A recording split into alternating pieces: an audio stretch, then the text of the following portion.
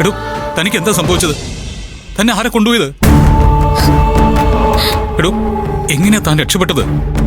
Sir, എന്നെ കുറെ ഗുണ്ടകളാ പിടിച്ചോണ്ട് പോയത്. ഞാൻ കുറെ അലറി. അപ്പോ അവരെന്റെ വാ മൂടി കെട്ടി. കുറെ ദൂരം പോയി സർ. എന്നിട്ട് അവരെന്നെ പൂട്ടിയിട്ടു. ഞാൻ ചാകില്ലെന്ന് ഞാൻ ഉറപ്പിച്ചിരുന്നു. കാരണം എനിക്ക് എന്റെ സാറിന്റെ അടുത്തേക്ക് തിരിച്ചു വരണം. അതെ, പിന്നെ അവരിൽ ഒരുത്തന്റെ തലക്കടിച്ച് ഞാൻ രക്ഷപ്പെട്ടു. കുറെ ദൂരം എന്റെ പുറകെ അവന്മാരുണ്ടായിരുന്നു. ഞാൻ പലയിടത്തും പതുങ്ങിയിരുന്നു. ഒടുവില സർ ഞാൻ എങ്ങനെയോ ഇവിടെ എത്തിയത്. ഒരു കാര്യം എനിക്ക് വ്യക്തമായി നന്ദിനി, ഈ ലോകത്ത് ആര് വിചാരിച്ചാലും നമ്മളെ വേർപിരിക്കാൻ പറ്റില്ല. നന്ദിനി ഈ സൂര്യയുടെ പെണ്ണ, സൂര്യയുടെ മനസ്സറിഞ്ഞ പെണ്ണ.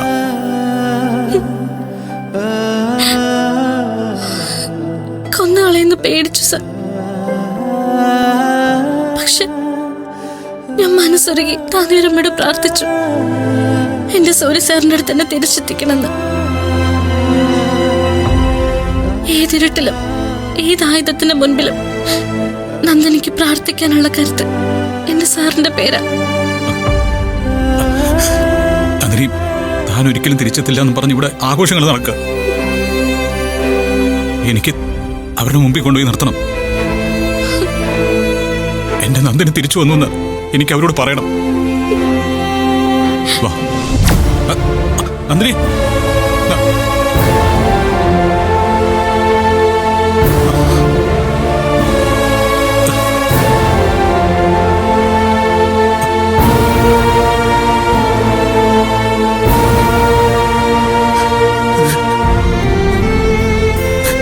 നന്ദിനി, എവിടെയാണോ താൻ?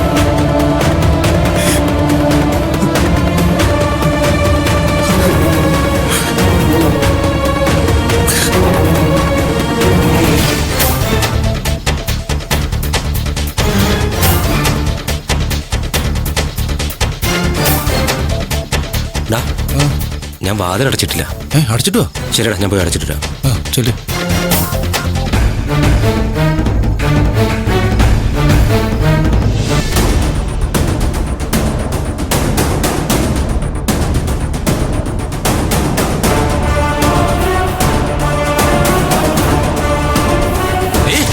രക്ഷപ്പെട്ടു പോകാൻ നോക്കുന്നോളി. ഇടലടി നിന്നെ. എടാ അവിടെ രക്ഷപ്പെടാന്ന് വിചാരിച്ചോ? കാണില്ലാന്ന് വിചാരിച്ചല്ലേ?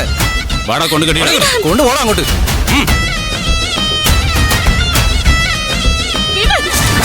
നടക്കണേ അങ്ങോട്ട്, നടക്കണേ അങ്ങോട്ട്.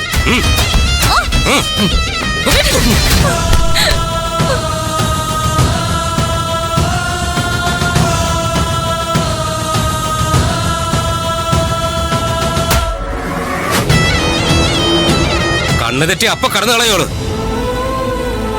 ഇവിടെ കാല് കെട്ടിയിട്ടാലോ? വേണ്ടടാ, ബൈജന വരട്ടെ, ചോദിച്ചിട്ടാവാം.